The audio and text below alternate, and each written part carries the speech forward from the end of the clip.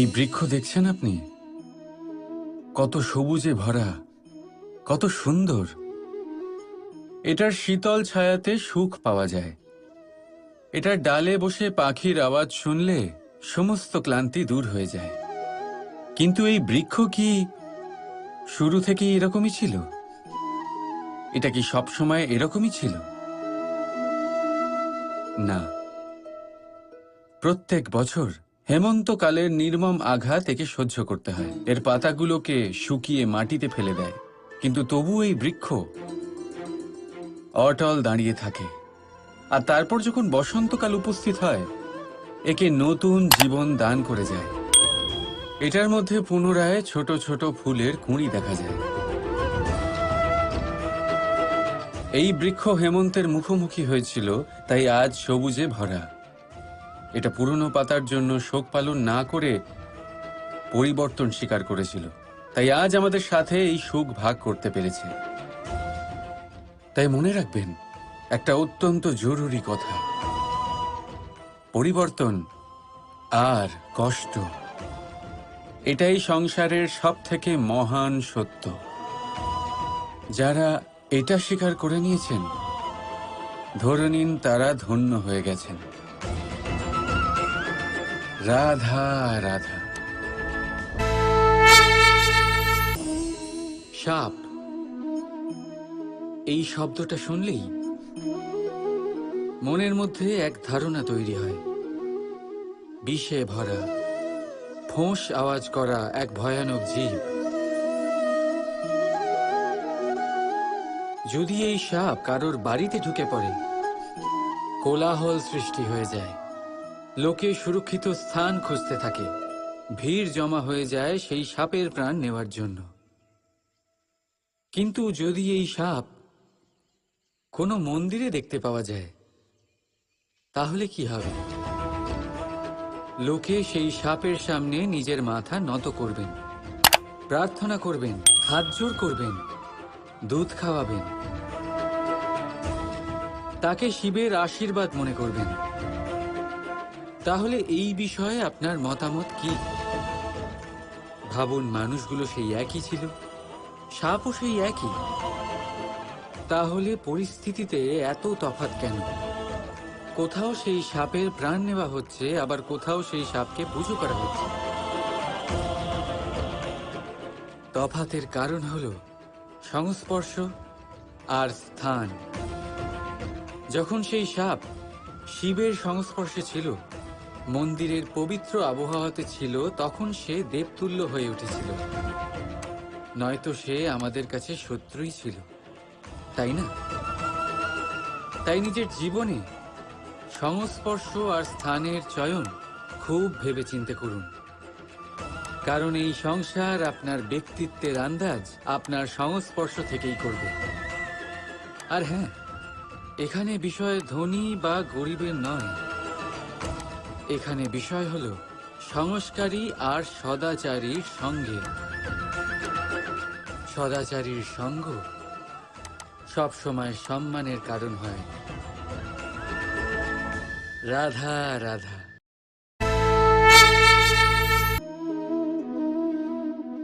আমাদের আশেপাশে এরকম অনেক মানুষ থাকেন যারা খুব ভালোভাবে কথা বলতে পারেন, যারা নিজের মিষ্টি কথায় সবাইকে আকর্ষিত করেন, আর সেই জন্যই তিনি আকর্ষণের কেন্দ্র হয়ে যান। আর আমাদের আশেপাশে এমনও কিছু মানুষ থাকেন যাদের কথা আমাদের আঘাত করে, যাদের নজর আমরা চিরকাল এড়িয়ে চলতে পছন্দ করি, তাই না? শব্দ, এই শব্দ অত্যন্ত শক্তিশালী হয়। যদি এই শব্দ নবজীবন দান করতে পারে, তবে এই শব্দ প্রাণও হরণ করে নিতে পারে। যেমন একটা শব্দ মন্ত্র হয়ে জীবনে আশা আনে, তেমনি অন্য কোনো কুশব্দ আমাদের দুঃখ দেয়, আমাদের মনে ক্রোধ জাগ্রত করে। কেন? কারণ আমাদের কথা অমূল্য, আমাদের শব্দ ব্রহ্মা। তাই অত্যন্ত ভেবেচিন্তে মনের দাড়িপাল্লায় মেপে নিজের শব্দ প্রয়োগ করবেন। কারণ এই শব্দ দিয়েই শুরু আর এই শব্দ দিয়েই শেষ। রাধা রাধা। থেকে যায় শুধুমাত্র স্মৃতি, শুধুমাত্র স্মৃতি। এই সময় এটা কখনো থামে না। স্মৃতি মিষ্টি হবে না তিক্ত, এটা কার উপরে নির্ভরশীল? আপনার কর্মফলের সিদ্ধান্তের উপর। যদি আপনি এই জীবনটাকে বুঝতে চান, নিজের ভুলের থেকে কিছু শিখতে চান, তাহলে পিছনে তাকান। আপনার বিগত জীবনের থেকে বড় শিক্ষক এই সংসারে আপনি আর কাউকে পাবেন না। যদি জীবনে বাঁচতে চান তবে সামনে তাকান। সমস্ত সম্ভাবনা, সমস্ত সুযোগ ওখানেই আছে। যদি নিজেকে শুধরোতে চান, নিজের ভুল সংশোধন করতে চান, মহৎ কিছু করতে চান, তাহলে আগামী সময়ের থেকে ভালো স্থান আর কোথাও পাবেন না। তাই মনে রাখবেন, আপনি যতই চেষ্টা করুন যাতে আপনার দ্বারা কোনো ভুল না হয়, আপনার কোনো না কোনো ভুল অবশ্যই হবে।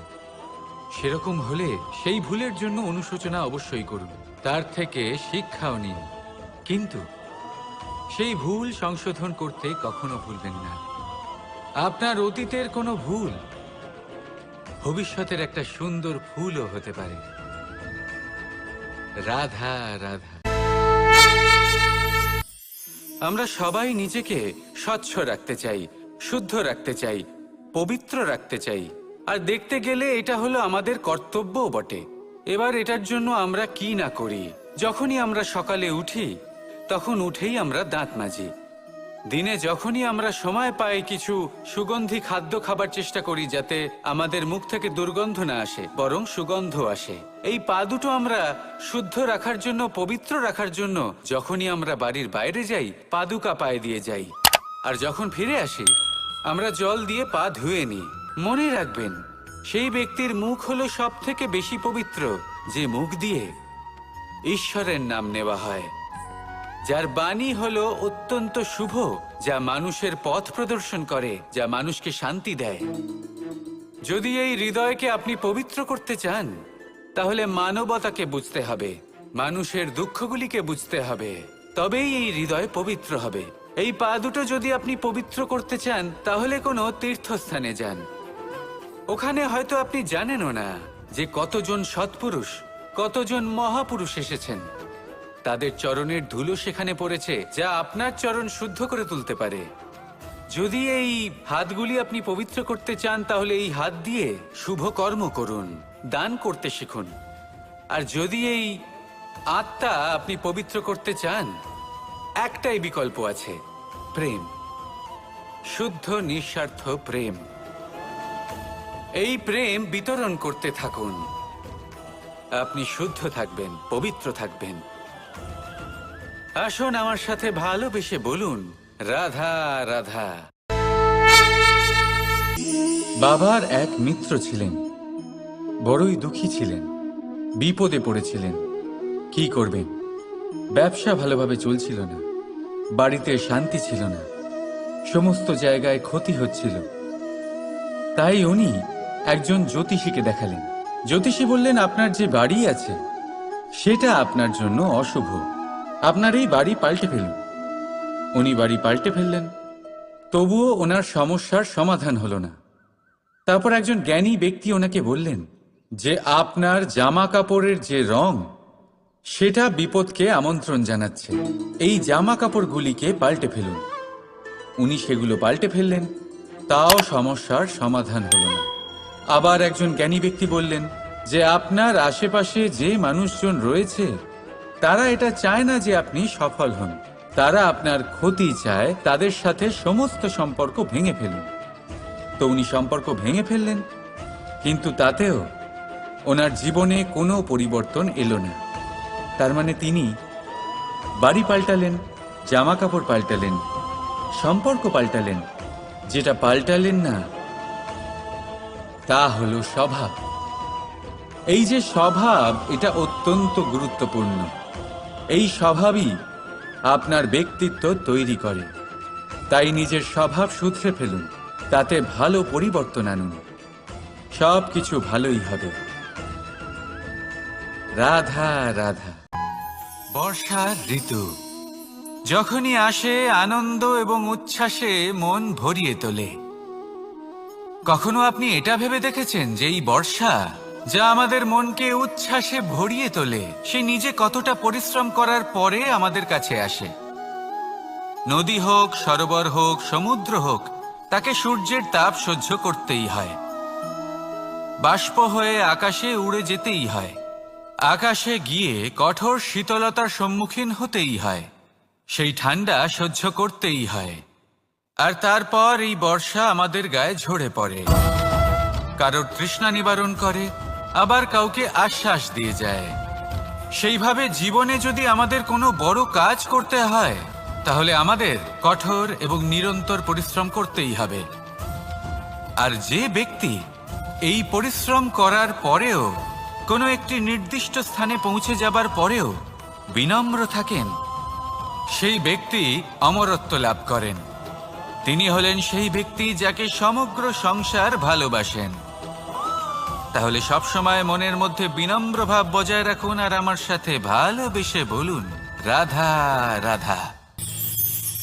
কোনো এক বস্ত্রে যদি ছোট্ট একটা ছিদ্র উৎপন্ন হয়, আর যদি আমরা তার দিকে নজর না দিই, তাহলে সময়ের সাথে সমগ্র বস্ত্র ছিঁড়ে যায় আর কোনো কাজে আসে না।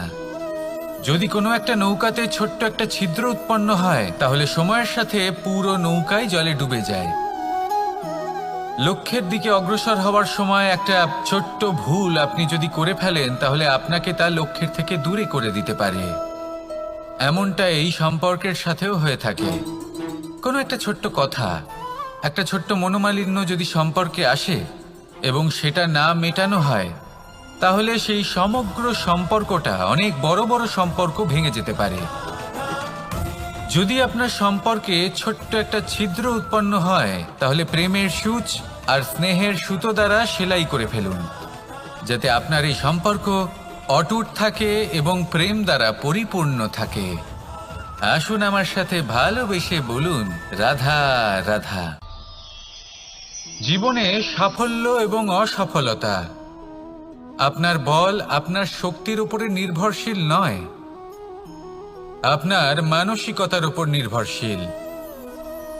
যদি কোনো ব্যক্তি দৃঢ় নিশ্চয় করে নেয়, তাহলে সে কখনো হারে না। যদি কেউ হার মেনে নেয়, তাহলে সে কখনোই জিততে পারে না। শেষ পর্যন্ত কি হয়? এই ভাবনাই সত্য হয়ে সামনে চলে আসে, আর এই ভাবনাই পরবর্তীকালে ইতিহাস রচনা করে। সেই জন্য আপনি যদি চান আপনার নাম ইতিহাসে থাকুক, তাহলে দৃঢ় হতে শিখুন। ইতিবাচক ভাবনার সাথে, পরিশ্রমের সাথে এগিয়ে চলতে থাকুন। প্রতিস্পর্ধা গ্রহণ করুন আর শুধুই এগিয়ে যেতে থাকুন। সংসারে আপনি যে কোনো উচ্চতাতেই পৌঁছতে পারবেন, কারণ ইচ্ছে শক্তি আর ভালোবাসার চেয়ে বেশি শক্তিশালী আর কিছুই নেই। তাহলে আসুন আর আমার সাথে ভালোবেসে বলুন, রাধা রাধা। আজ আমি আপনাকে একটা ছোট্ট কাহিনী শোনাবো। একবার আমি, রাধা আর দাদা, আমরা তিনজনে মিলে লুকিয়ে একটা উপবনে গেলাম আম পেড়ে খেতে। অনেক পরিশ্রম করে আমরা ওখানে পৌঁছলাম আর আমরা আশ্চর্যচকিত হয়ে গেলাম এটা দেখে যে এবার তো আম পাকেইনি। এবার দাদা কি করলেন, একটা আম পাড়লেন আর সেটা চাখলেন, আর উনি নিরাশ হয়ে পড়লেন। উনি বললেন যে এটা তো খুবই টক। তারপর রাধা একটা আম পাড়লো আর সেটা চেখে দেখল, আর রাধা উৎসাহিত হয়ে পড়ল। আমি রাধাকে জিজ্ঞেস করলাম, কি হয়েছে, তুমি এত উৎসাহিত কেন? তখন রাধা বলল যে এবার এত বেশি টক আম হয়েছে যে এগুলো দিয়ে আমরা আচার বানাবো। তাহলে দাদা ওখান থেকে বেরিয়ে গেলেন নিরাশ হয়ে এবং খালি হাতে। রাধাও ওখান থেকে বেরিয়ে গেল কিন্তু উৎসাহিত হয়ে, আর অনেকগুলো কাঁচা আম সাথে নিয়ে। এর থেকে আমরা কি শিক্ষা পেতে পারি? যে প্রত্যেকটা স্থানে এমন কিছু রয়েছে যেখান থেকে আমরা কিছু একটা শিক্ষা লাভ করতে পারি, যা আমাদেরকে বিকাশের পথে নিয়ে যেতে পারে। এই শিক্ষা প্রত্যেক স্থানে আছে। সবকিছু আমাদের দৃষ্টিভঙ্গির উপর নির্ভর করছে। যখনই আমাদের জীবনে আমাদের সম্পর্কে কোনো সমস্যা, কোনো বিপদ আসে, তখন বেশিরভাগ মানুষ সেই বিষয় নিয়ে দুঃখী হয়ে পড়েন। আর কিছু মানুষ এমনও থাকেন যারা শেষ পর্যন্ত তার সমাধান করেন, বিপদকে পরাজিত করেন, সম্পর্কগুলিকে আবার জুড়ে দেন। যদি আপনি সুখের খোঁজ করেন তাহলে আপনি সুখ অবশ্যই পাবেন, প্রসন্নতা অবশ্যই পাবেন। যদি আপনি দুঃখ খোঁজেন তাহলে দুঃখ অবশ্যই পাবেন। এবার আপনি কি খুঁজতে চান সেই চয়ন আপনারই। আসুন আর আমার সাথে ভালোবেসে বলুন, রাধা রাধা। যখন সূর্যের অত্যাধিক তাপের কারণে এই ধরিত্রী শুষ্ক হয়ে যায়, তখন প্রতিবিম্ব আমরা এইভাবে দেখতে পাই। আমরা কোথাও দূরে তাকালে আমাদের মনে হয় সেখানে জল রয়েছে। আমরা যখনই কাছে গিয়ে দেখি তখন দেখি যে সেখানে জলই নেই। তারপর যেই আমরা পেছনে ফিরে তাকাই আমরা দেখি যেখান থেকে আমরা এসেছি সেখানে জল পড়ে রয়েছে। এবার এই যে মরুতৃষ্ণা, তা কিন্তু শুধুই ভূমিতে নয়, আমাদের ভাবনা চিন্তার সাথেও এটাই হয়ে থাকে, অনেক সময় হয়ে থাকে। যে ব্যক্তি জল লাভ করার আশায় বসে থাকে সে কখনোই জল লাভ করতে পারে না। কিন্তু যে ব্যক্তি জল লাভ করার আশায় নিরন্তর পরিশ্রম করতে থাকে, ঘাম ঝরায়, সেই ব্যক্তি কোনো মরুভূমিতেও জল লাভ অবশ্যই করে। জীবনে যদি আমরা বড় কিছু লাভ করতে চাই তাহলে নিরন্তর পরিশ্রম করতেই হবে। পরিশ্রমের এই মনোভাব অত্যন্ত গুরুত্বপূর্ণ। এই মনোভাব আর দৃষ্টিভঙ্গি এ হলো অন্তরের গুণ। রূপ এবং প্রসাধন এগুলি হলো বাহ্যিক আবরণ। যে ব্যক্তি রূপের কারণে আপনাকে ভালোবাসে তা প্রকৃত ভালোবাসা নয়। কিন্তু যে ব্যক্তি আপনার আবেগ এবং মানসিকতার জন্য আপনাকে ভালোবাসে তাই হলো প্রকৃত ভালোবাসা। তাহলে এই কথাটা মনে রাখুন আর আমার সাথে ভালোবেসে বলুন, রাধা রাধা। সিংহকে বনের রাজা বলা হয়। অত্যন্ত শক্তিশালী হয় সে, তার পরিবারও খুব বড় হয়। কিন্তু যদি এমন হয় যে সিংহের পরিবারে নিজেদের মধ্যেই কলহ সৃষ্টি হয়, যদি তারা নিজেরাই লড়তে থাকে, তাহলে কি হবে? সিংহকে মেরে তার পরিবারকে মেরে ফেলে শেয়াল বনের রাজা হয়ে উঠবে। এবার এই কথা শুধুই সিংহের উপর প্রযোজ্য নয়, বরং প্রত্যেকটি ব্যক্তি, প্রত্যেক পরিবার, প্রত্যেক সম্প্রদায়, প্রত্যেক রাজ্যের ওপর প্রযোজ্য হতে পারে। পরিবারে যদি মতভেদ বেড়ে যায় তাহলে সেই পরিবার ভেঙে যেতে পারে। ইতিহাস এই বিষয়ের সাক্ষী। যদি সমাজের মানুষ নিজেদের মধ্যেই লড়তে থাকেন তাহলে কেউ রাজা হতে পারেন না, বরং অন্য কেউ সেই কলহের সুযোগ নিয়ে নিজে রাজা হয়ে বসেন। একতার গুরুত্ব বুঝতে শিখুন। ঘুরে ফিরে বিষয়টা এসে দাঁড়াচ্ছে সেই ভালোবাসায়। কারণ ভালোবাসাই হলো সেই যা সকলকে একসাথে বেঁধে তাদের আনন্দে রাখতে পারে। প্রেমের থেকে বেশি শক্তিশালী আর কিছুই নেই। তাই এই প্রেমকে নিজের মনে জাগ্রত করুন, নিজের পরিবারে বর্ষণ করুন, সমাজে বর্ষণ করুন, রাজ্যে বর্ষণ করুন, আর এই ভালোবাসার সাথেই বলুন, রাধা রাধা। বর্ষা কখনো অনুভব করে দেখেছেন এই বর্ষা? আকাশ থেকে বর্ষার ফোঁটা ঝরে পড়ে, মিষ্টি ফোঁটা, শীতল ফোঁটা, মনকে পবিত্র করে তোলে, ধরিত্রীর তৃষ্ণা নিবারণ করে, আশপাশটা সবুজে ভরিয়ে তোলে। এবার এইরকম জল আমরা কুয়ো থেকেও পেতে পারি। যদি আমরা ভেবে দেখি যে বর্ষা এবং কুয়োর জলের মধ্যে পার্থক্য কি, তবে পার্থক্য আছে। পার্থক্য হলো ভাগ্য এবং কর্মের। বর্ষা হলো ভাগ্য। প্রকৃতির যখন ইচ্ছে হবে তখন বর্ষা হবে, কিন্তু কুয়ো আমরা এমনি এমনি পাই না। কর্ম এবং পরিশ্রমের দ্বারা একে প্রাপ্ত করতে হয়। এই ধরিত্রীকে খুঁড়তে হয়, অনেক ঘাম ঝরাতে হয়, তবেই আমরা একটা কুয়ো প্রাপ্ত করতে পারি। এবার এই বর্ষা, এটা সারা বছর হয় না, কিন্তু কুয়ো এটা বছরের পর বছর আমাদের তৃষ্ণা নিবারণ করে। এবার এর থেকে আমরা কি শিক্ষা লাভ করি? এটাই যে আপনি ভাগ্যের উপর বিশ্বাস রাখুন, কিন্তু নিজের কর্মের উপর আস্থা রাখুন। কারণ কর্ম এবং পরিশ্রম আপনাকে এই সংসারের যে কোনো শিখরে পৌঁছে দিতে পারে। তাহলে নিরন্তর প্রয়াস করুন, কর্ম করুন, আর আমার সাথে ভালোবেসে বলুন, রাধা রাধা। ইচ্ছে বড়ই বিচিত্র জিনিস। এই ইচ্ছে যদি তা পূর্ণ না হয় তাহলে তা ক্রোধকে জন্ম দেয়, যদি তা পূর্ণ হয় তাহলে লোভকে জন্ম দেয়, যদি সময়ের মধ্যে পূর্ণ না হয় তাহলে শোককে জন্ম দেয়, আর যদি সময়ের পূর্বেই পূর্ণ হয়ে যায় তাহলে অহংকারকে জন্ম দেয়। সকলের ইচ্ছে থাকে, আপনারও অবশ্যই থাকবে, তা অবশ্যই পূরণ করবেন। কিন্তু একটা কথা মনে রাখবেন, আপনার এই জীবন এটা কোনোভাবেই আপনার ইচ্ছে পূরণ করার মাধ্যম নয়। এ হলো ধৈর্য সাধনের এক মাধ্যম, নিয়ন্ত্রণ করার এক মাধ্যম। নিয়ন্ত্রণ নিজের কামনার ওপর, নিজের ইচ্ছের ওপর, নিজের আবেগের ওপর। কারণ ইচ্ছে এটা হলো সেই অশ্বের মতো যা একবার লাগাম ছাড়া হয়ে গেলে আপনার হাত থেকে যদি এই লাগাম বেরিয়ে যায় তাহলে তা আপনাকে সোজা বিনাশের পথে নিয়ে যেতে পারে। কিন্তু যদি আপনি একে নিয়ন্ত্রণ করতে পারেন তাহলে এটা আপনাকে সাফল্যের শিখরে অবশ্যই পৌঁছে দিতে পারে। তাহলে ইচ্ছেগুলিকে নিয়ন্ত্রণ করুন আর আমার সাথে ভালোবেসে বলুন, রাধা রাধা। আমরা আনন্দ লাভের জন্য ভালোবাসি মা বাবাকে, ভাই বোনকে, পরিবার পরিজনকে, বন্ধুকে, প্রেমিকাকে। আমরা চাই যে সকলে যেন আপন হয়ে থাকেন, আমাদের কাছে থাকেন। কিন্তু মানুষের একটা প্রবৃত্তি আছে যে তিনি যা লাভ করে ফেলেন তার মূল্য তিনি বুঝতেই পারেন না। যদি আপনার বাড়ির কাছে একটা মিষ্টি জলের সরোবর থাকে বা সুন্দর নদী থাকে তাহলে জলের গুরুত্বটা কি আপনি তা বুঝতেই পারবেন না। সেইখানে আপনি যদি কোনো একটা মরুভূমিতে যান আপনি অনুভব করতে পারবেন যে এক একটা ফোঁটা জলের কি গুরুত্ব, তার মূল্য কি। সুখের মুহূর্তে যদি আপনজনদের মনে রাখেন তবে দুঃখের মুহূর্ত নিজে থেকেই দূরে সরে যাবে। ভালোবাসা এবং তার সাথে স্মরণ করা, এটাই তো হলো জীবনের এবং ভালোবাসার আসল মূল্য। আসুন আর আমার সাথে ভালোবেসে বলুন, রাধা রাধা।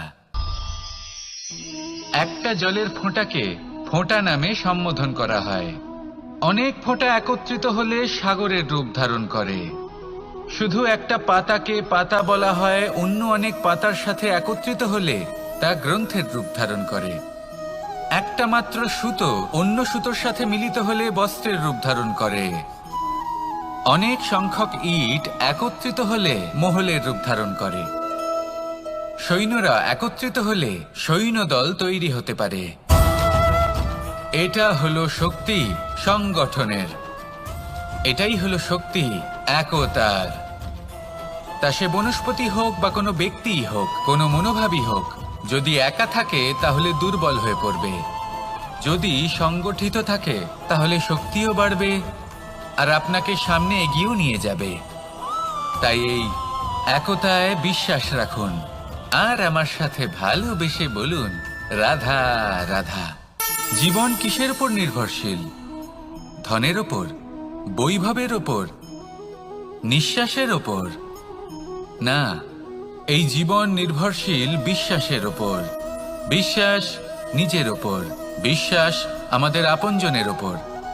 কিন্তু যখন এই বিশ্বাস ভেঙে যায় তখন মানুষের মনও ভেঙে যায় আর তারপর সে অন্য কিছু করতেই পারে না। তখন কি করা যেতে পারে? 3টে কাজ আছে যা আপনি করতে পারেন। প্রথম, ভালোবাসা।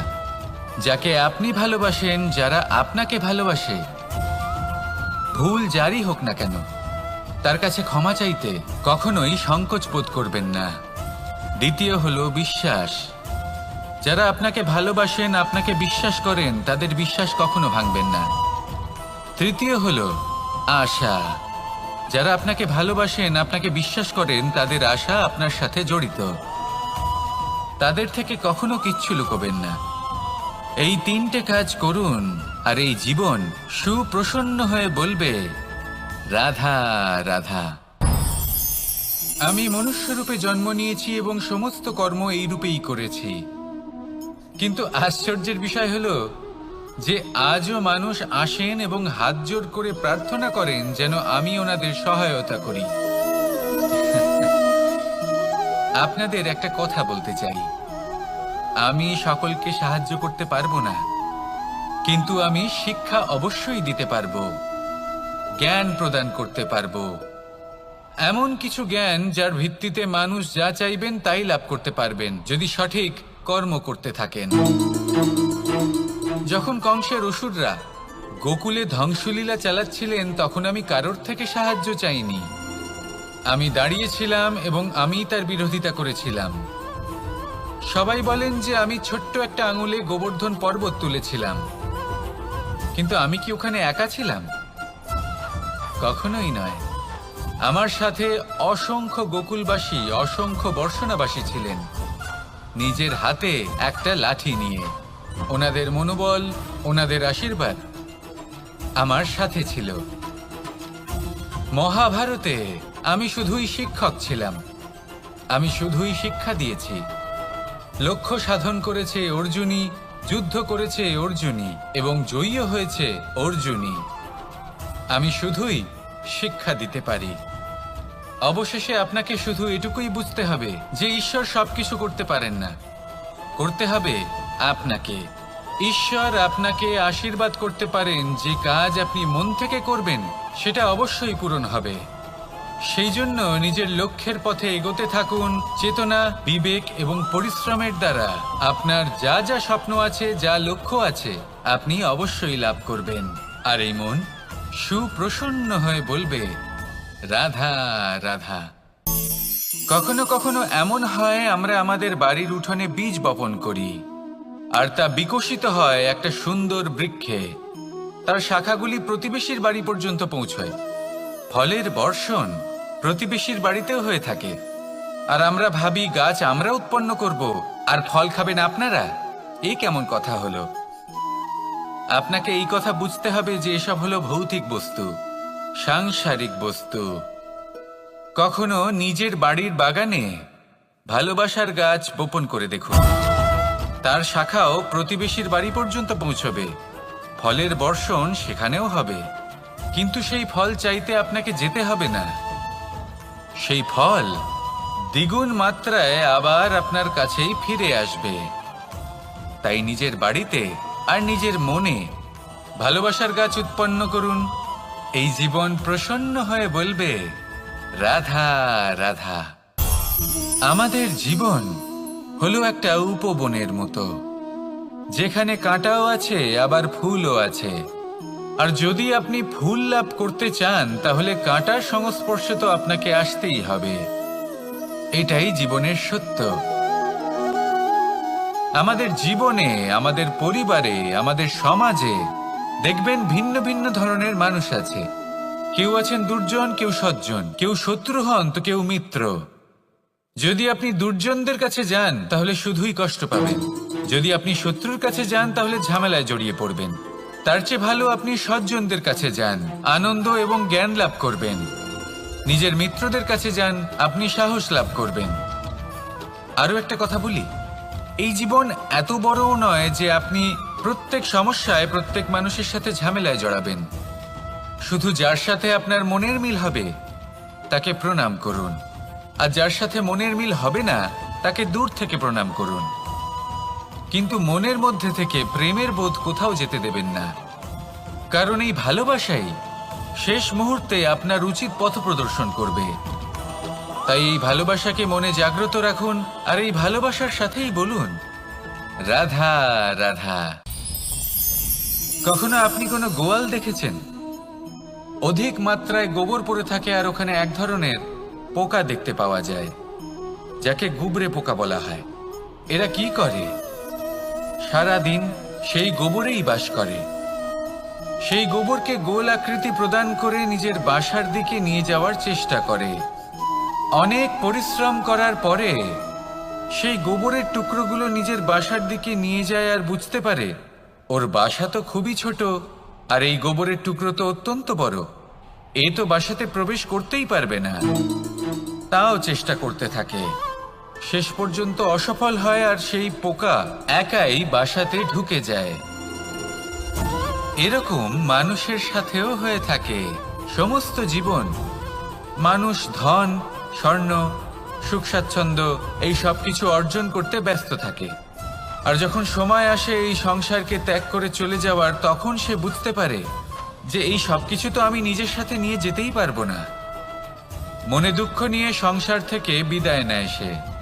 তার বদলে যদি মানুষ কোনো নির্ধন ব্যক্তিকে সাহায্য করে দেয়, কোনো দুঃখী ব্যক্তিকে হাসাতে চেষ্টা করে, তাহলে মনে সন্তোষ নিয়ে সংসার ত্যাগ করতে পারে। এই জীবনে ধন, স্বর্ণ, সুখ স্বাচ্ছন্দ্য অতি আবশ্যক, কিন্তু এগুলোই বাস্তব সম্পত্তি নয়। তাহলে কি এই বাস্তব সম্পত্তি, সেটা বুঝতে শিখুন আর আমার সাথে ভালোবেসে বলুন, রাধা রাধা। আপনার থেকে বড়, আপনার থেকে মহান হলেন সেই গুরু। এটা কি আবশ্যক যে সেই গুরু কোনো ব্যক্তিই হবেন? কখনোই নয়। গুরু হলেন একটা তত্ত্ব, গুরু হলেন একটা শক্তি। গুরু একজন ব্যক্তি হলে শুধুই একজনই হতেন, কিন্তু তা নয়। গুরু হলেন একটা অনুভূতি, গুরু হলেন শ্রদ্ধা। গুরু তিনি যিনি আপনার ব্যক্তিত্বের পরিচালক হন। গুরু তিনি যিনি আপনার ব্যক্তিত্বের নির্মাতা হন। আপনি কখন, কোথায়, কোন স্থানে, কি রূপে গুরু লাভ করবেন আর কি শিক্ষা লাভ করবেন তা নির্ভর করছে আপনার মানসিকতার উপর, যে আপনি সকলকে কিভাবে আপন করে নিতে পারেন। যদি আপনি গুরুকে আপন করতে চান, জ্ঞানকে আপন করতে চান, তাহলে আপনার মধ্যে শ্রদ্ধা জাগ্রত করতে হবে, সামর্থ্য জাগ্রত করতে হবে। আপনি গুরু এবং জ্ঞানকে আপন করে নিতে পারলে তা এমনিই আপনাকে মহান করে তুলবে। তাহলে আসুন আর আমার সাথে ভালোবেসে বলুন, রাধা রাধা। সময় এবং ধন, একটা যা প্রকৃতি আমাদের দান করেন আর একটা যা আমরা নিজেরা অর্জন করি। কিন্তু যখন হারিয়ে ফেলার প্রসঙ্গ আসে, তখন আমরা এই দুই একসাথে হারিয়ে ফেলি। এই সময় যদি আপনি গুনতে থাকেন, তাহলে তা এমনিও নষ্ট হয়ে যাবে। কারণ সময় গণনা করতে আপনি যে সময় ব্যতীত করেন তা তো এমনিই নষ্ট হয়ে যায়। এই সময়কে যদি আপনি একত্রিত করার চেষ্টা করেন, তাহলে তা সম্ভব হবে না। সময়ের বিষয়ে শুধু একটাই কথা বলবো, আপনি যদি একে ব্যবহার করেন তাহলেই জীবনে বৃদ্ধি হবে। ধনের সাথেও এটাই হয়। কথায় আছে যে এই ধনের দ্বারাই ধন অর্জন করা সম্ভব। যদি আপনি এই ধনের যত্ন নেন এবং একে সামলে রাখেন, তাহলে ধন আপনাকে সামলে রাখবে। এবার সময় আমরা প্রচুর পরিমাণে পাই, কিন্তু তার অর্থ এটা নয় যে আমরা তা নষ্ট করি। বাস্তব অর্থে সময় তা অত্যন্ত মূল্যবান। এর সদ্ব্যবহার করা যদি আপনি শিখে যান, তবে এই সময়ও আপনাকে অবশ্যই অতি মূল্যবান করে তুলবে। আসুন আর আমার সাথে ভালোবেসে বলুন, রাধা রাধা। কথায় আছে যে এমন কোনো অক্ষর নেই যার দ্বারা কোনো মন্ত্র হয় না। এমন কোনো বনস্পতি নেই যা নিজেই একটা ঔষধি নয়। পৃথিবীর এমন কোনো ব্যক্তি নেই যার মধ্যে কোনো যোগ্যতা থাকে না। শুধু প্রয়োজন হলো যে ব্যক্তিকে আমরা খুঁজে চলেছি তাকে সঠিকভাবে চিনে নেওয়া। যদি তার যোগ্যতা, তার বিশেষত্ব আমরা বুঝতেই না পারি, তাহলে আর লাভ কি রইল? এই সংসারে এমন অনেক ব্যক্তি রয়েছেন যারা ছোট ছোট অসফলতার কারণে আপনাকে এটা বলে দেবে যে আপনি কোনো কাজের নন, আপনি হলেন মূর্খ, আপনি কিছুই করতে পারবেন না। এইসব কথায় কখনোই বিশ্বাস করবেন না, কারণ আপনি এবং প্রত্যেকটি জীব এই পরমাত্মা এবং এই প্রকৃতির সৃষ্টি, যা অত্যন্ত বিশেষ। যদি আপনাকে উদাহরণ দিই, তাহলে একদিকে আছে তরোয়াল, একটা বড় লম্বা তরোয়াল, যার দ্বারা যুদ্ধ করা যায়, জয়লাভ করা যায়।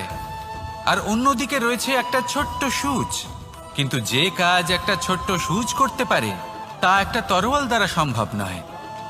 এর অর্থ হলো এটাই যে প্রত্যেকটা রচনা অত্যন্ত অমূল্য এবং অত্যন্ত বিশেষ হয়। তাহলে বিশ্বাস রাখুন যে আপনি অত্যন্ত বিশেষ একজন, আর প্রেমের সাথে বলুন, রাধা রাধা। বাল্যকালে যখন আমি মাখন খেতাম, তখন যশোদা মায়ের আমার মাখন খাওয়া নিয়ে কোনো সমস্যা ছিল না। কিন্তু যখন আমি মাখন খেতাম, মাখন চুরি করতাম, তখন যেই প্রকারে বাড়ির পরিচ্ছন্নতা আমি নষ্ট করতাম তা নিয়ে অবশ্যই যশোদা মায়ের আপত্তি ছিল। আর হবে নাই বা কেন? কথায় আছে যে যদি আমাদের ঘর পরিচ্ছন্ন থাকে সেখানে লক্ষ্মী বসবাস করে থাকেন, তবেই সেই বাড়িতে সন্তোষ ভাব থাকবে। সেই জন্যই আমাদের যশোদা মা পরিশ্রম করে বাড়ির ভেতর এবং বাড়ির বাহির সবসময় পরিচ্ছন্ন করে রাখতেন। এবার যেইভাবে আমাদের বাড়ি, যেখানে আমাদের পরিবার বসবাস করতেন, সেইভাবেই আমাদের শরীর আর আমাদের আত্মা রয়েছে যাতে আমরা বসবাস করি। একেও স্বচ্ছ রাখা প্রয়োজনীয়। এবার স্বচ্ছ কিভাবে রাখা যায়? শুধু বাহ্যিক পরিচ্ছন্নতা আর প্রসাধন দ্বারা তা সম্ভব হবে না। জীবনে কিছু কটু অভিজ্ঞতা আমাদের সকলের থাকে। সেই কটু অভিজ্ঞতাগুলির কারণে আমাদের মন, আমাদের আত্মা মলিন হয়ে যায়। এই মালিন্য থেকে আমাদের আত্মাকে মুক্ত করা অত্যন্ত প্রয়োজনীয়। এই স্বচ্ছতা অত্যন্ত প্রয়োজনীয়। আর আমাদের এই মন মালিন্য থেকে মুক্ত হতে পারে শুধুমাত্র প্রেম এবং করুণার দ্বারা। তাই সকলকে ভালোবাসতে থাকুন আর মনের মধ্যে করুণার বোধ জাগ্রত করুন। কারণ যেইভাবে বাড়ি পরিষ্কার থাকলে তাতে লক্ষ্মী বসবাস করেন, সন্তোষবোধ বজায় থাকে, সেইভাবেই যদি মন স্বচ্ছ থাকে তাহলে তাতে সন্তোষও থাকবে, শান্তিও থাকবে। তাহলে ভালোবাসতে থাকুন, মনের মধ্যে করুণাবোধ জাগ্রত করুন আর আমার সাথে ভালোবেসে বলুন, রাধা রাধা।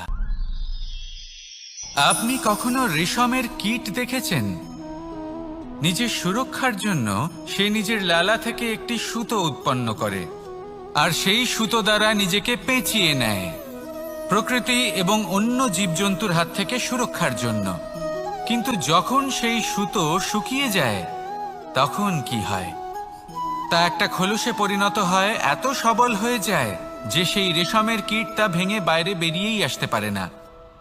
শেষ পর্যন্ত এই কারণেই সে মৃত্যু লাভ করে। এবার যদি একটা প্রজাপতির কথা বলি, তাহলে প্রজাপতি কি করে? যখন সে উড়তে চায় সে নিজেই নিজের খোলস ভেঙে ফেলে, সে তার পাখনা মেলে আর তারপর সে আকাশে উড়ে বেড়ায়। এটাই হলো শিক্ষা আমাদের জন্য। যদি আমরা আকাশে উড়ে বেড়াতে চাই তাহলে আমাদেরকেও অন্তর থেকে সেই খোলস ভাঙতে হবে, অর্থাৎ নিজেদেরকে বন্ধন থেকে মুক্ত করে দিতে হবে। সুরক্ষার জন্য কোনো বাঁধনে জড়িয়ে পড়া এ হলো সবথেকে বেশি অসুরক্ষিত কার্য।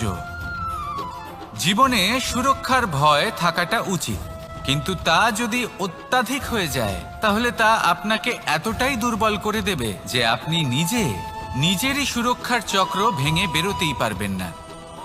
যদি আপনি নবনির্মাণ করতে চান তাহলে আপনাকে নিজের এই সুরক্ষা কবচ ভেঙে বেরোতেই হবে, সাহসের সাথে পরিশ্রম করতে হবে।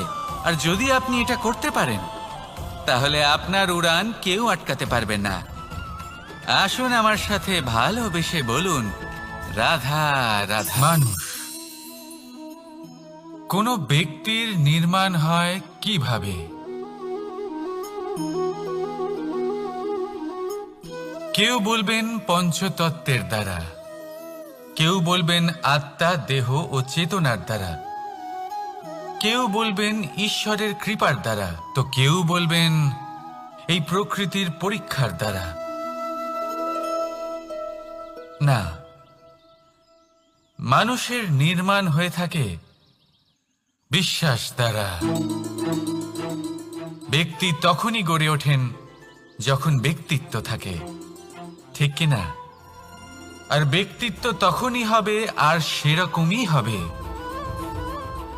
যেরকম বিশ্বাস আপনি নিজের উপরে রাখবেন।